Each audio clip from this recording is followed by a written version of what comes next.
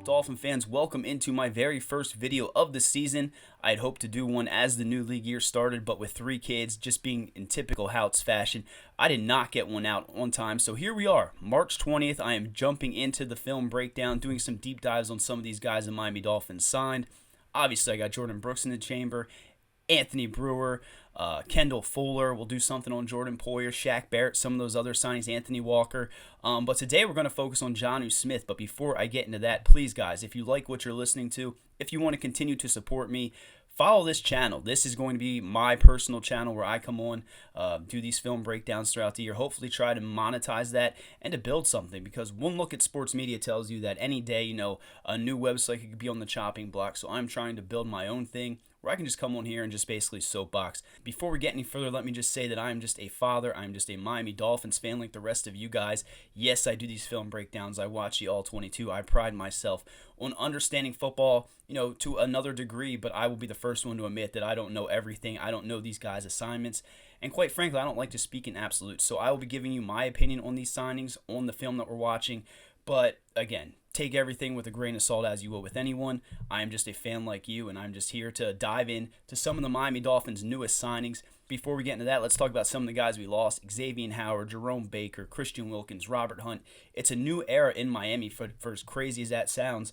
I like a lot of the signings they did. I think they pretty much, upgraded some positions. It was a wash at other positions. Still need some help on the interior offense and defensive lines, but that is all stuff we will talk about. Now let's dive into the Jonnu Smith tape. And I was intrigued by this. This is a guy who first 4 seasons played with the Tennessee Titans. You could see him being almost used as a playmaker, right? He was coming in motion. They were getting him handoffs, setting up screens for him. Then after he's done there, he signs a huge, monstrous contract, 4 years, $50 million deal with the New England Patriots. Thankfully for us, he went there and didn't really do much of anything I've written down. 44 catches for 539 yards. Again, not a very productive year there. He was then cut. The Falcons picked him up, and I'm going to be honest, he had a hell of a season with the Falcons. Caught 50 of 70 targets for 582 yards, 3 touchdowns. That was a career high in targets and catches. So Jonnu Smith is not someone to sleep on. When you look at the Miami Dolphins tight end room, we know Julian Hill played a bunch of snaps last year. We all are waiting for Tanner Conner to step up, but you really don't have a legit playmaker, in that tight end room. Durham Smythe is a good all-around player, but he's not that playmaking tight end that we are going to see when we turn on this Jonnu Smith film. So for as crazy as it sounds, I'm looking back at the Jordan Camerons, the Charles Clays is the last time we had a guy that could do some of these things. I love Mike McDaniel, but he was just basically a glorified slot wide receiver. He barely broke any tackles, barely picked up any yak, and as you'll see in this video, you may see more yak and more broken tackles than you saw during Mike McDaniel's entire tenure with the Dolphins. So again, pump your brakes on this. He did sign a 2-year deal worth up to $10 million, but when you think about how Tyreek Hill and Jalen Waddle stretch the field and how underneath, you could just have Jonnu Smith settling into zones, coming across on those crossers and catching those things and then taking off with that speed he has. I'm interested to see the way Mike McDaniel uses him. Now let's dive into the tape and look at what he did last year with the Atlanta Falcons. Be advised, this is not a highlight reel. There are some drops. There's some, 101 blocking assignments that you see here. The first play, I think he's coming around and seals off a cornerback. It's just basic football 101, but I just want to throw in as much stuff as I could from the 4 or 5 games that I watched and give you a pretty good understanding of what this player is. Let's jump into the Jonnu Smith tape. Here you see, this was that play I was talking about. He comes around, seals the cornerback. It's football 101, but it's still a play that I felt like I had to show you, right? Same with this. This is what, a 5-yard little out towards the sideline. He just kind of catches it. Doesn't really do much with it, but you can see what Jonnu Smith brings to the table as the tape progresses. You'll see him settling down in zone right there. Imagine what big holes are going to open up in defenses when you have Jalen Waddle, Tyreek Hill opening things up. He's just settling down there, and then you got him running an extra 3 or 4 yards with a guy around his waist. No offense, Mike McDaniel, but I have not seen you do that in quite some time. Here he's going across the middle, and that's just what I continue to think is just these crossers and how deadly they're going to be next season. Jonnu Smith is a pretty fast wide receiver. This is a guy who, he's not Tyreek Hill and Jalen Waddle fast. Obviously there's no tight end that's like that, but you can see what his speed can do and where he can, play a factor in this offense, right? Right here he catches a touchdown, he bobbles a little bit. Nothing too fancy, but it's sure hands, right? It's a fact that he's able to get out there fast enough, make that catch, hang on to the ball. I think that was Kendall Fuller coming and making that hit.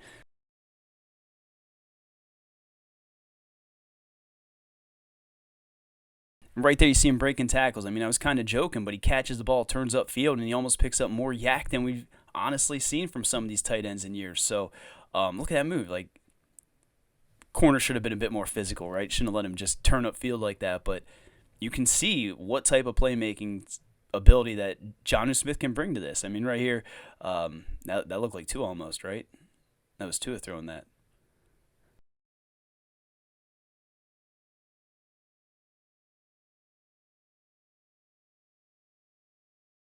Look, now just close your eyes. Pretend this is Tua Tagovailoa. Look, oh man, look at that little floater. Perfect. You can see it. That was definitely Tua-esque. They use him a lot in motion too. I mean, can you imagine, Jonnu Smith moving around as well as Tyreek Hill, Jalen Waddle? I mean, there's just so many pieces. This was a drop. He wants this one back. That ball was right on the money. Looked like he hit him in stride. I think he was more concerned about the yak he was getting ready to pick up. But you see him creating separation. I mean, he's got a defensive back on him. Just runs a basic slant, and the ball just hits him and he just drops it. I mean, that would have been a huge gain. Love the way the corner, dapping up, was all excited for the big pass breakup. Not sure why I showed that one. What was that, a 2-yard gain? One, maybe negative yards. He hung on to the football, though, right? And for me, this doesn't take the Dolphins out of drafting a tight end if there's someone they like, or, signing one that maybe falls off someone's, or signing one off a practice squad or something like that. I mean, you still want a game-changing playmaker at the tight end position, but this is the closest thing we had. I mean, right there, you just see Jonnu Smith kind of waiting. He's wide open in the middle of the field. He's just kind of waiting for Desmond Ridder to find him. He has to slow down a little bit. See him just kind of, find me, hit me, hit me. And that's what Tua needs, right? There are times when Tua could use that safety blanket, where he could use a guy that can find openings in the defense. And I'm not saying Durham Smythe can't do that. I'm not saying there's other pieces that can't do that. I'm not even saying Jonnu Smith's going to be, the third option in this offense, but he's another option, right? And we heard it before. Mike McDaniel even said, bringing in a tight end was that next level that this offense could take and really open things up. And I think Jonnu Smith's that perfect tight end, as crazy as that sounds. I mean, I love Mike Gesicki. Thought he was nothing, again, more than a glorified slot wide receiver. But what Jonnu Smith can do with the ball in his hands, what he can do in the middle of that field, breaking tackles right there. I mean, again, that was probably one more broken tackle than we saw from Mike Gesicki. And he's catching passes from Tyler Heineke and Desmond Ridder, right? I mean, Tua Tagovailoa is an upgrade. Yes, they have playmakers like Drake London, Matt Collins, shout out to him, right? Kyle Pitts. I mean, they have some playmakers. So, I'm not even talking about the backfield, right? Bijan Robinson, some of those guys. So you can see the playmakers. You can see how things open up for Jonnu Smith. You can see how that could impact things in Miami. Look, he's even catching screen passes. I was a little disappointed with this. The screen he should have got in. I think the next play, I think there's another play in this one where he gets stoned at the goal line. So I'd hope to see Jonnu Smith with that big body, not huge body, but you know what I mean? Being able to bulldoze, just put his shoulders down and score, like right here. Come on, man. Get in the end zone, please. I might have been more on Kyle Pitts.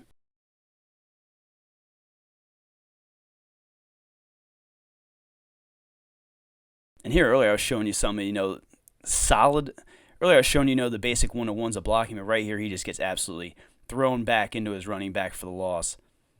That ball right there should have been better thrown, right? It looks like it was a little bit behind Jonnu. Jonnu had to step on the defender, but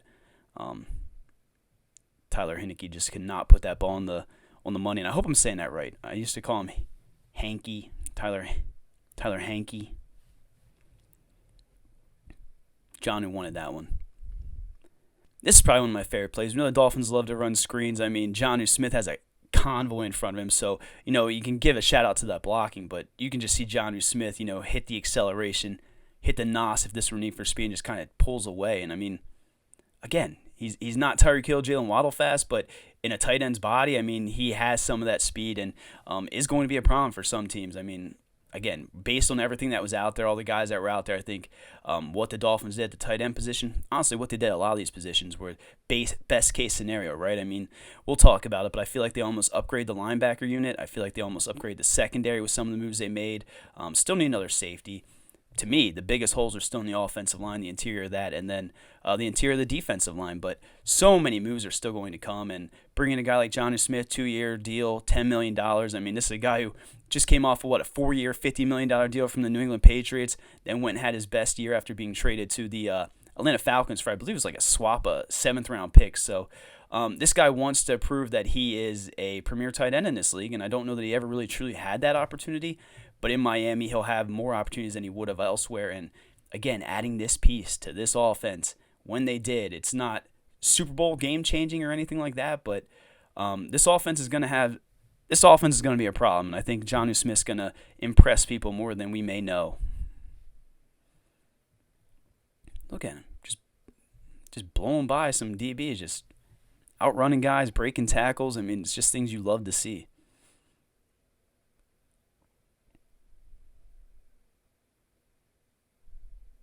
Big body, right? Almost box him out like Bam. He's just posting up like Bam, right? Holding up the one arm, hit me. Got a first down there. Moving the chains, baby. And I will say, Braxton Berrios, I don't know if I'll dive into that too much, but I like that signing, right? You still need a better option as wide receiver 3, but I think he had like 17 first down catches out of his 25 receptions or something crazy like that. I had written down in my notes. I mean, that's a guy who you still want to see more. You thought Wes Welker could maybe turn him into this elite slot wide receiver that's just, putting DBs and linebackers in a blender. We didn't see that last year, but let's be honest, Braxton Berrios made some key plays on some big drives that kept games alive, kept drives alive, and he did have an impact. And then in the return game, I mean, he is what he is, but people shouldn't be too down on that Braxton Berrios signing. I think, honestly, if you're asking me who's going to have more yards next year, Jonnu Smith or Braxton Berrios, I'd probably say Jonnu Smith. I do think he's going to have some opportunities in this offense, and I'm intrigued. Right here, look, catches a nice touchdown, kind of just waits, kind of finds the opening, and tries to get in the way of the quarterback. Find me, hit me, I'm open. That's another touchdown, right? So 3 touchdowns last season. You can see what we like about Jonnu Smith here. And honestly, I hope you guys enjoyed that video. I'm going to try to do more of these things like I mentioned. Got Aaron Brewer coming up. Got Jordan Brooks coming up. Going to have Kendall Fuller.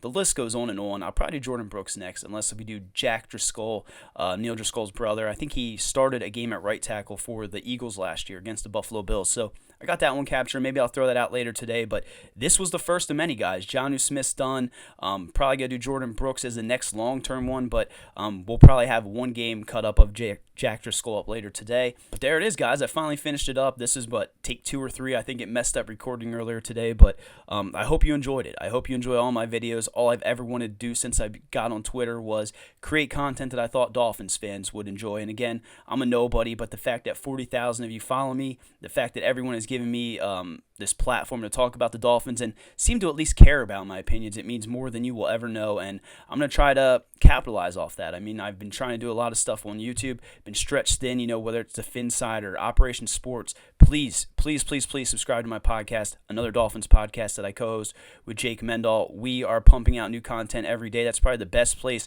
for you to find my work, because I'm trying to take a step back on Twitter, but it's so hard when, again, it almost feels like a family, right? We've been together for almost 13 or 14 years on Twitter, so that is my home. There are a lot of people in there that I consider family, that I love, and again, so thankful for all the support over the years. So if you like this Jonnu Smith video, share it, subscribe, leave a comment if you want. Jordan Brooks will be up later in the week. Probably got to throw Neil Driscoll's cousin up somewhere in between there, but yeah, I'm going to be putting a bunch of content on this YouTube channel, trying to do more things with video.